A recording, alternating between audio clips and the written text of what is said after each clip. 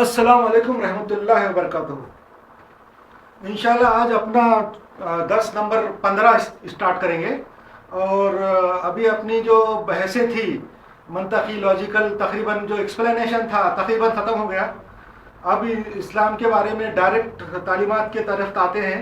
جہاں تک میں نے پچھلے 14 درسوں میں ایکسپلین کیا، لاجیکلی منطقی طور پہ اللہ کی وجود کو ثابت کرنے کی کوشش کی، اصل میں کہ وہ اس لیے کہ جب اللہ کا وجود کا اللہ کا یقین ہو جائے تو اس کے بعد پھر دین کی تعلیم حاصل کرنا، قرآن اور حدیث کی تعلیم حاصل کرنے میں کوئی مطلب رہتا، کوئی اس میں کوئی مطلب اس کا کوئی وجہ ہے، مطلب ہے۔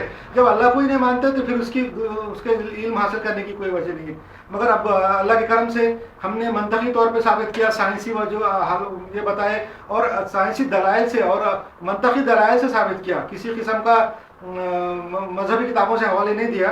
اب جو ہے اب یہ بات یہاں سے شروع ہوئی آج کے چیپٹر سے کہ اللہ ہے، اللہ کا وجود ہے، اور کائنات میں ایک کائنات کا بنانے والا ایک اللہ موجود ہے۔ اس نے پوری کائنات بنائی، پوری کائنات کی پوری مخلوق بنائی، جتنی بھی مخلوق ہے ساری مخلوق بنائی۔ وہ کیوں بنائی یہ بھی میں نے بتا دیا پچھلے سبقوں میں کہ اس کی وجہ کیا ہے، اس کی منطقی وجہ کیا ہے، اللہ تعالیٰ نے مخلوق کیوں بنائی۔